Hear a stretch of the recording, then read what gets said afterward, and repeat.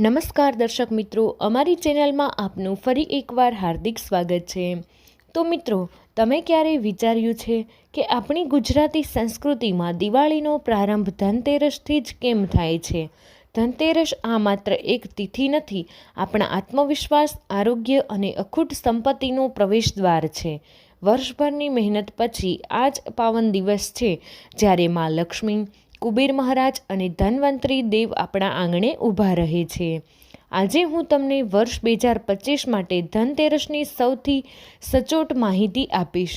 આપણે જાણીશું સાચી તારીખ, શુભ મુહૂર્ત, સચોટ પૂજા વિધિ અને ધન પ્રાપ્તિના એવા અચૂક ઉપાયો જે તમારા જીવનમાંથી ગરીબી અને દરિદ્રતાને કાયમ માટે દૂર કરી દેશે।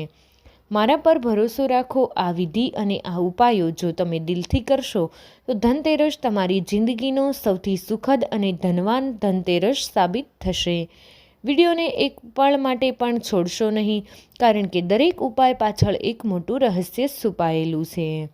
ધનતેરસ 2025ની સાચી તારીખ અને શુભ મુહૂર્ત। સૌથી પહેલાં સાચી તારીખ નોંધી લેજો, જેની ભૂલ ન થાય। તો તિથિ કારતક માસ કૃષ્ણ પક્ષ ત્રયોદશી 18 ઓક્ટોબર શનિવાર, સાલ વર્ષ 2025। આ દિવસે પૂજા માટેનો સૌથી શ્રેષ્ઠ સમય એટલે કે શુભ મુહૂર્ત વિશે હવે આપણે આગળ વાત કરીએ। તો મુખ્ય પૂજા સમય પ્રદોષકાળ સાંજે 7:16 વાગ્યાથી 8:20 વાગ્યા સુધી। આ સમયમાં લક્ષ્મી અને કુબેરની પૂજા કરવી જોઈએ। આપણા પૌરાણિક શાસ્ત્રો અનુસાર ધનતેરસના દિવસે પૂજામાં કેટલાય દેવી દેવતાઓની પૂજા કરવામાં આવે છે। તો મિત્રો, વિડીયોમાં આગળ વધતા પહેલાં જો તમે હજુ સુધી વિડીયોને લાઇક નથી કર્યું તો પ્લીઝ વિડીયોને એક લાઇક જરૂરથી કરી દેજો।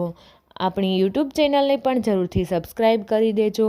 મિત્રો, હવે તમને જણાવી દઈએ કે ધનતેરસના દિવસે આપણે 4 દેવતાઓને આવકારીએ છીએ। એક તો છે ભગવાન ધન્વંતરી। તેમની પૂજાથી નિરોગી કાયાનું વરદાન મળે છે। યાદ રાખો કે આરોગ્ય જ સૌથી મોટું ધન છે। માં લક્ષ્મી ધન અને સમૃદ્ધિના દેવી, તેમની કૃપાથી ઘરમાં ધનનો વાસ થાય છે। ભગવાન કુબેર સંપત્તિના ખજાનચી, તેમની પૂજાથી લક્ષ્મીજી સ્થાયી બને છે અને ધન ટકે છે। યમરાજ મૃત્યુના દેવતા, તેમને દીપદાન કરવાથી અકાળ મૃત્યુનો ભય દૂર થાય છે અને પરિવારનું રક્ષણ થાય છે। મિત્રો, આમ તો ભગવાન યમરાજની પૂજા ખાસ કરીને કોઈ કરતું નથી, પણ ધનતેરસના દિવસે અને દિવાળીના દિવસે વિશેષ રૂપથી ભગવાન યમરાજનું પૂજન કરવામાં આવે છે। તો ચાલો હવે આપણે પૂજાની દરેક વસ્તુ અને દરેક પગલાંની વિગતવાર સમજીએ। પૂજાની તૈયારી અને સામગ્રી। પૂજા પહેલાં આપણે આટલું અવશ્ય કરવું જોઈએ। ઘરની બધી જ નકારાત્મકતા દૂર કરવા માટે ખૂણાઓમાં પડેલો જૂનો સામાન કે કચરો કે તૂટેલી કોઈ વસ્તુ હોય તો તેને હટાવી દો। પૂજા સ્થળે ગંગાજળ છાંટી પવિત્ર કરો। અને મિત્રો, આવશ્યક સામગ્રી વિશે વાત કરીએ તો લક્ષ્મી કુબેરની પ્રતિમા, નવું ધાણા, કમળ કાકડી, ગણેશ લક્ષ્મીના ચાંદીના સિક્કા, 5 ઘીના દીવા, કળશ, રોલી, ચોખા અને પૂજામાં રાખવા માટે નવી સાવરણી। પૂજા હંમેશા શુભ મુહૂર્તમાં જ શરૂ કરવી જોઈએ। સંકલ્પ અને ગણેશ પૂજન। હાથમાં થોડું જળ અને ચોખા લઈ તમારું નામ, ગોત્ર બોલો અને ધન પ્રાપ્તના શુભ સંકલ્પ સાથે ભગવાન ગણેશની પૂજા કરો। તેમને કંકુ ચોખા લગાવી મોદક અર્પણ કરો। ધન્વંતરી દેવનું પૂજન। ધન્વંતરી દેવને પીળા ફૂલ અને પીળી મીઠાઈ અર્પણ કરો। ખાસ કરીને તેમના મંત્ર ઓમ શ્રી ધન્વંતરાય નમઃ નો ઓછામાં ઓછો 108 વાર જાપ કરો। આ જાપ તમારી અને તમારા પરિવારની તંદુરસ્તી માટે સૌથી જરૂરી છે। માં લક્ષ્મી અને કુબેર પૂજન। લક્ષ્મીજીને કમળ કાકડી, લાલ કપડામાં લપેટીને નવા ધાણા અને લાલ ફૂલ ચડાવો। તમારી તિજોરી અથવા ધન રાખવાની જગ્યા હોય તેને પણ પૂજામાં સામેલ કરો। અને તમે ખરીદેલી નવી વસ્તુ, સોનું, ચાંદી કે વાસણ ને લક્ષ્મીજીની બાજુમાં મૂકીને પૂજન કરો। કુબેર મંત્ર। કુબેર દેવને સફેદ ફૂલ અને સુગંધિત અત્તર પણ અર્પણ કરી અને મંત્ર બોલો ઓમ શ્રી હિમ ક્લી એ વિશ્વેશ્વરાય નમઃ આ મંત્રને ધનને સ્થાયી બનાવે છે. આરતી અને ક્ષમાયાચના. અંતમાં લક્ષ્મી કુબેરની આરતી કરો અને પૂજામાં કોઈ ભૂલ થઈ હોય તો ક્ષમાયાચના કરો. આ ઉપાય છે જે તમે સરળતાથી કરી શકો છો અને તેનાથી ધનનો પ્રવાહ તમારા ઘરમાં ક્યારેય અટકશે નહીં. લક્ષ્મીજીને પ્રિય ધાણાનો મહા ઉપાય.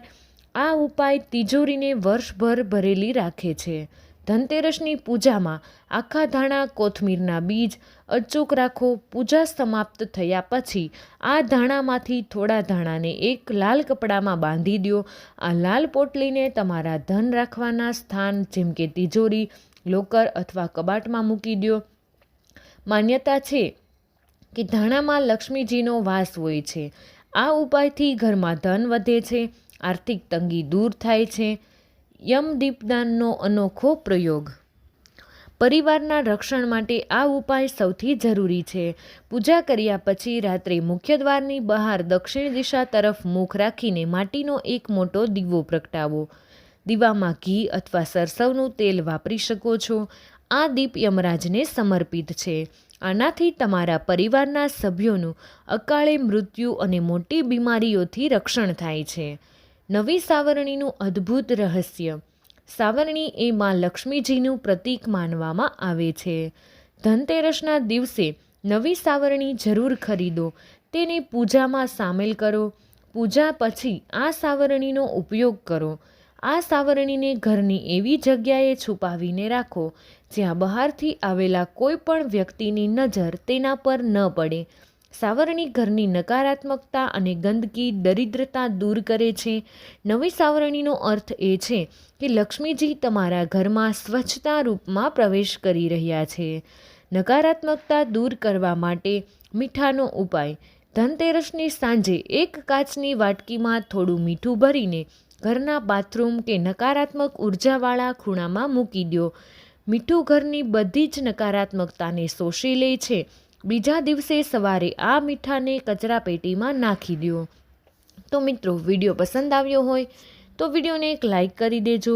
તમારા બધા જ મિત્રો સાથે વિડીયોને શેર કરી અમારી ચેનલને સબસ્ક્રાઈબ કરવાનું ભૂલશો નહીં. કમેન્ટ બોક્સમાં જય મા લક્ષ્મી જરૂરથી લખી દેજો.